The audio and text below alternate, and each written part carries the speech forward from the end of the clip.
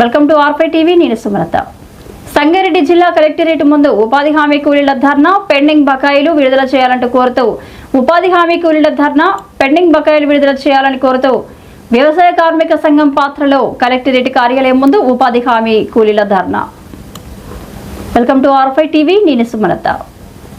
ఇప్పుడు పరిస్థితులు చూస్తుంటే ఆగి ఉన్న మెడికల్ కాలేజీ పూర్తి చేయాలంటే, బాపట్లను జిల్లాగా పూర్తి స్థాయిలో అభివృద్ధి చేయాలంటే మరోసారి నేను పోటీ చేసి గెలవాల్సిన అవసరం ఉంది అని రాష్ట్ర మాజీ డిప్యూటీ స్పీకర్ కోన రఘుపతి అన్నారు.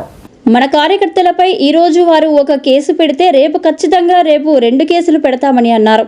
వాళ్ళది రెడ్ బుక్ అయితే మనది బ్లూ బుక్. ఖచ్చితంగా జగనన్న 2.0లో వడ్డీతో సహా తిరిగి చెల్లిస్తాం. బాపట్లలో టీడీపీ వాళ్ళు కూడా అభివృద్ధి చేశారు. ఏం చేశారు అని అంటే కోడి పందాలు ఏర్పాటు చేశారు అని కోన తన స్టైల్లో వారిపై సెటైర్లు వేశాడు. ఎప్పుడు స్థానిక సంస్థలు ఎలక్షన్స్ వచ్చినా వైఎస్ఆర్ కాంగ్రెస్ పార్టీ గెలిపించడానికి మనమందరం సిద్ధంగా ఉండాలి అని కార్యకర్తలకు వైసీపీ పొలిటికల్ అడ్వైజర్ కమిటీ సభ్యులు కోన రఘుపతి పిలుపునిచ్చారు. నిజానికి ఒకసారి అయితే రాజకీయం చాలా బాగా అనిపించింది. ఈ రోజు ఉన్నటువంటి పరిస్థితి చూస్తే ఖచ్చితంగా ఒక్కొక్కసారి గెలిచి తెచ్చినటువంటి జిల్లాని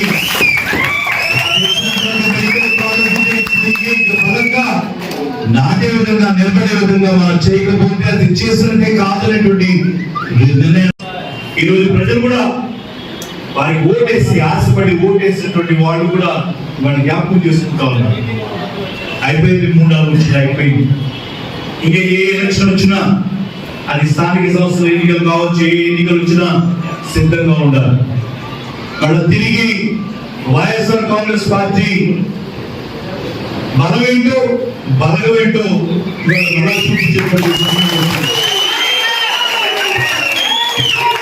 పెట్టుకోవాలి. ఈరోజు కేసులు పెడతా ఉన్నాను. అంటే రౌడీ షీట్ అంటారు, ఇటు రౌడీ షీట్ అంటే అర్థం మారిపోయింది. ఇంతకుముందు 4-5 కేసులు దగ్గర రౌడీ షీట్ ఓపెన్ అయ్యేది కాదు.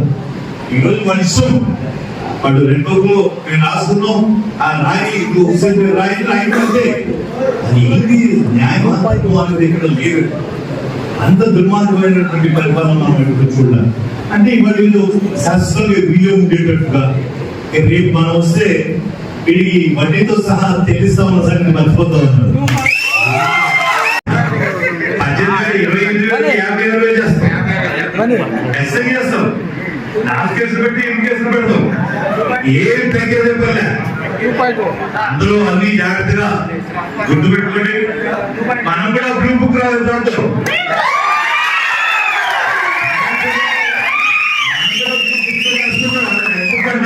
బ్లూ బుక్ అంటే అన్ని హ్యాపీగా పెడితే మీకు చేసింది ఏముందంటే ఏం చేయట్లేదు మీరు.